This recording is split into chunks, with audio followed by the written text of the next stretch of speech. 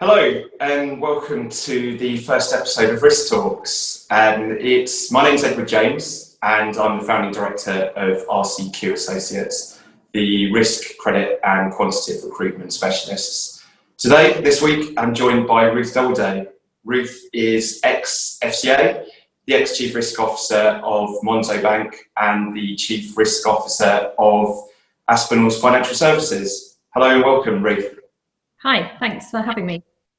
Thank you. So today we're going to be talking about diversity of opinions within risk and the importance of it.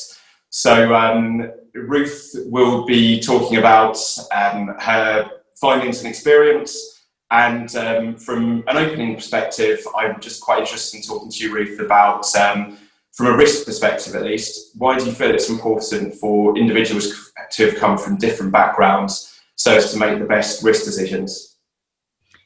Great topic. So, I mean, there's several angles to this.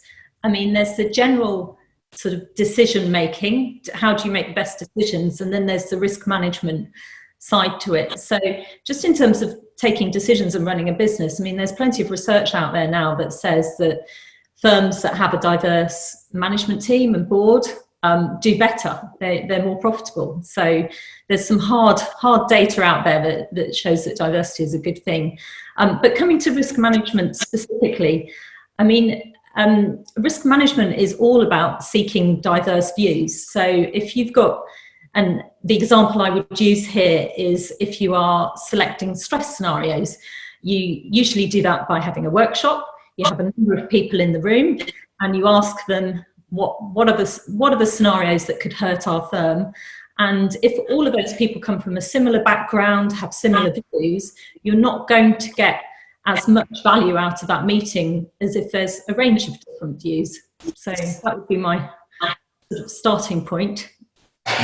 Definitely. I think, I think all too often we see people from similar backgrounds, and I think there's definitely a drive for I guess intellectual diversity of backgrounds, and that could be anything from academic backgrounds to institutional backgrounds, and I guess just to sort of overall mindsets. Actually, it's quite interesting. So yeah, I mean, you must have been in a large number of meetings where it's you're sort of screaming out for some sort of different opinions and different voices to be heard, and maybe it's the same voices that are being heard. And that leads us on to, it's not just diversity, it's inclusion too. So you can have a diverse group of people, but do they feel empowered to speak out? So when somebody comes up with a slightly unusual view, so back to the stress scenarios, they come up with something that sounds a little bit unusual. How is that received? Do people just say, oh no, that will never happen? Or does that take the conversation somewhere further? So it's not just about diversity, it's about inclusion and creating an environment where everyone can speak out and add value to the conversation. It has to be healthy for risk management. And then sort of the other situations are risk management. It's not just about those theoretical exercises where you sit and talk about stress scenarios that may never happen. It's also how do you respond when things do go wrong. So things will go wrong. That's what happens. And how quickly can people speak out? Is there the psychological safety to speak up and say this has gone wrong? And that's all about creating a healthy culture. So I see diversity and inclusion as part of the broader risk culture of a firm as well. Yeah, definitely. And I'm sure we've all been in meetings where people have sort of probably actually had really good opinions but struggled to speak up. Is there anything that you've seen just in terms of people doing particularly good things in terms of being able to include people? I guess it's maybe sort of some people's natural management style to try and include others. But yeah, is there anything that you've seen in particular that's sort of good for fostering an inclusive environment? Well, also there being a sort of no blame culture, if you like. So when something has gone wrong and you have a meeting once the dust has settled, so a few weeks later, you get round a room and you analyse what went wrong, what can we do differently, how can we improve controls for next time to make sure this doesn't happen again, and having that very open conversation where there's no sort of finger pointing who was to blame. I mean, within certain boundaries. Now, you know, there are some lines which, if crossed, you know, need to be dealt with. You can't. There are lines, but having that sort of environment where it is better to speak up has to be positive, and I've seen that work well.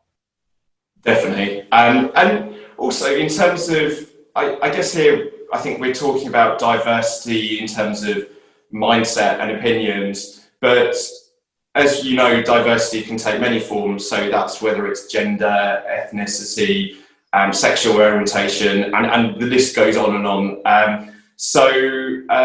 I mean, have you sort of seen things through your career improve from that standpoint? Because certainly from my 15 years, I've definitely seen graduate schemes improve in terms of their graduate intake. There's still a significant drop off at management level across all underrepresented backgrounds.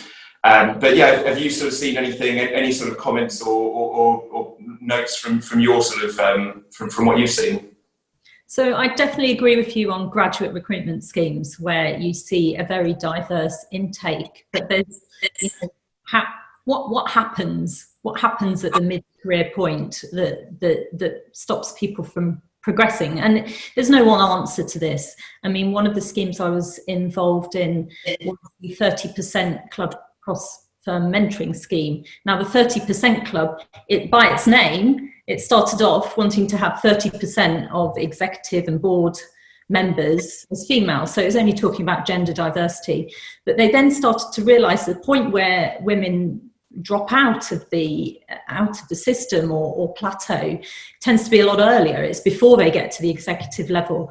So they now do this scheme where you mentor people from other organisations. I mean, to be a mentor, you need to be completely neutral. So it's a nice scheme where you're not in the same organisation, and that's been very effective. But it's one of many tools. It's a complicated problem, and there's no silver bullet. There's lots of different things that can help, and there's lots of schemes in place. It would be nice to see similar schemes for other forms of diversity. I mean, gender's just one of them, and yeah, so we need more of these schemes. But there is no single answer to this complex problem. Yeah, it's really complicated, and both you and I have been to one particular risk conference where it's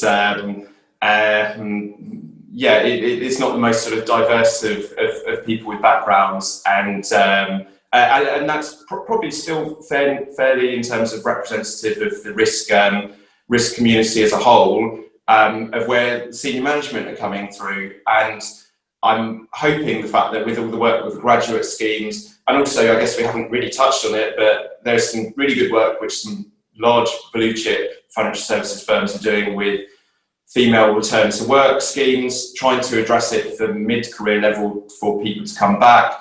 And I think most firms have got some sort of schemes in place where they're trying to recruit or re-recruit or find the right sort of hires to come in with different opinions, basically, because yes, we've seen people with similar academic backgrounds, similar institutions.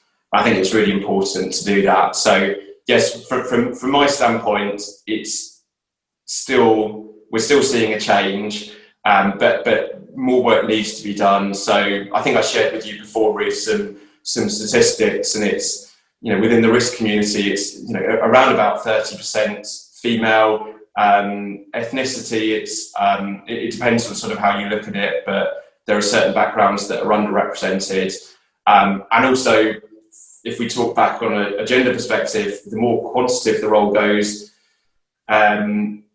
away more towards quantitative risk or risk modelling, the larger the gap gets, where, you know, you've got these sort of PhD risk modelers where the sort of gender gap is, you know, it's almost sort of towards a 90-10 gap, which is probably representative of people's studies when they're at university and their choices they've made before that.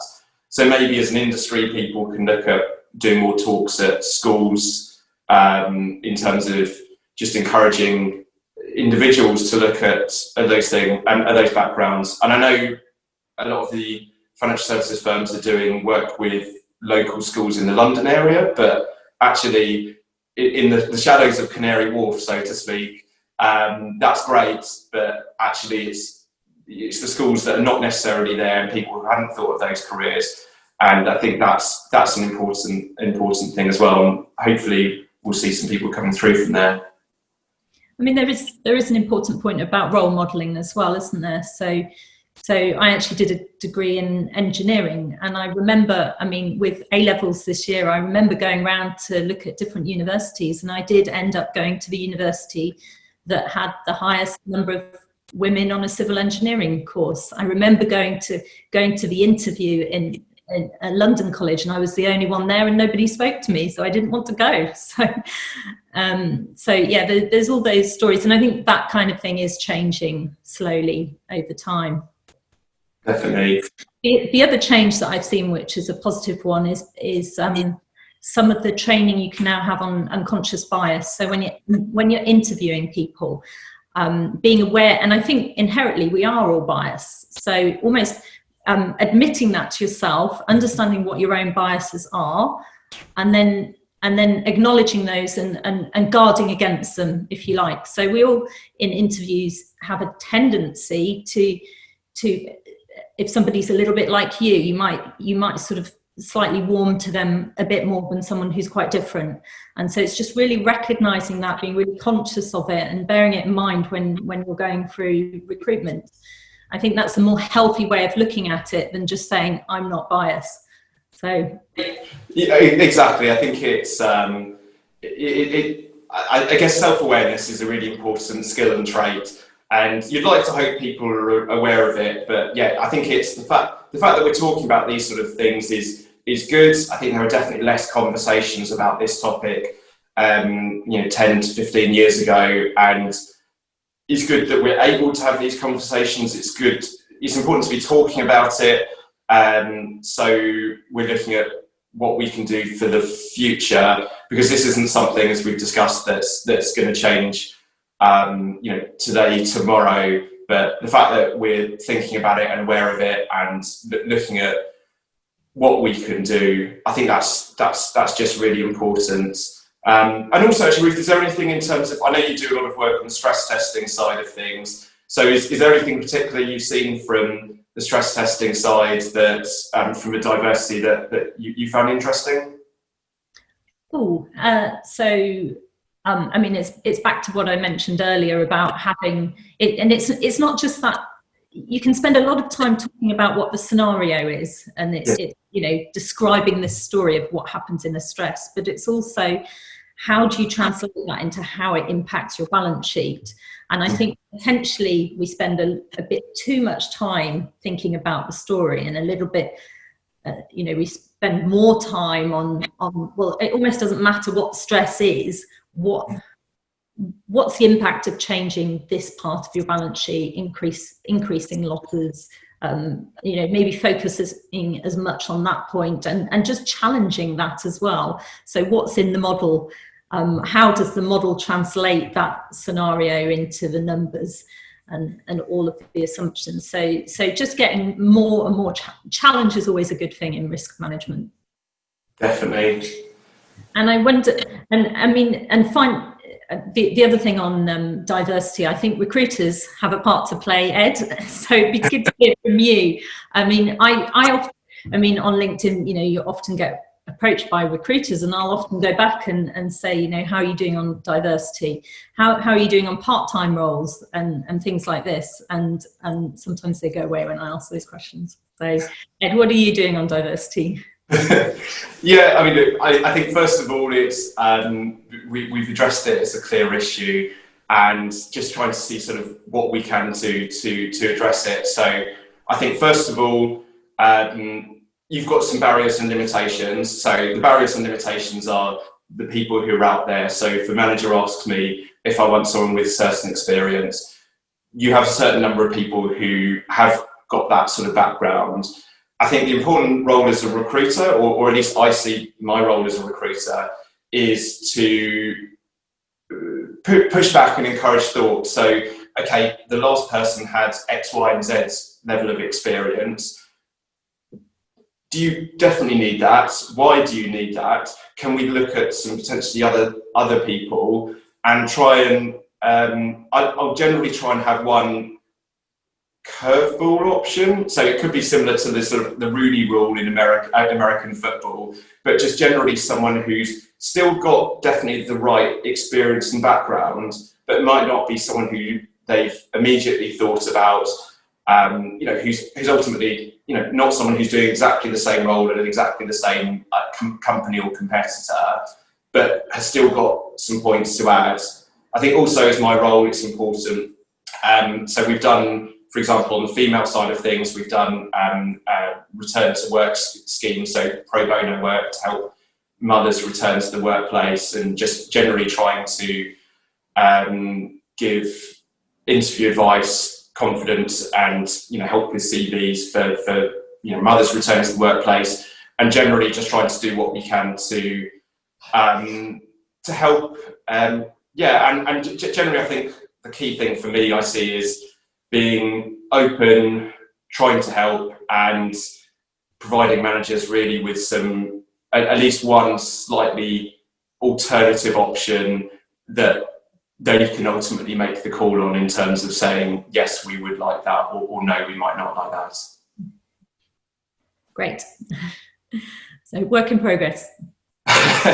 Yeah, exactly. I feel we might be talking about this in 10 years' time still, but trying to do what we can.